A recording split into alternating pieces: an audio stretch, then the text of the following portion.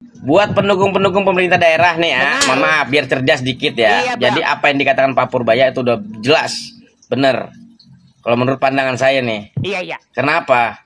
Daerah itu meminta anggaran kepada pemerintah pusat, pengajuan anggaran. Setelah deal, ditransfer, Dikirim. harusnya anggaran tersebut langsung digunakan. Dengar. Tinggal jawab aja. Kalau pemerintah daerah tersebut nih misalnya ada dana yang ketahan, ini buat urusan ini Pak, karena memang saat ini belum dilaksanakan. Begitu doang, gampang sebenarnya mah, Dijelaskan. simple. Jangan bilang ini, bilang itu. Kayak gitu. Harusnya harus dicerdas dong. lagi ya.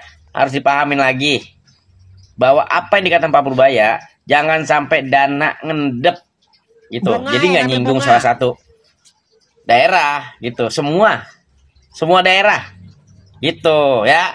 Pakai itu duit udah gue kasih nih. Lu yang minta gue kasih, lu nggak jajanin. Kan Di begitu. deposito, Bang.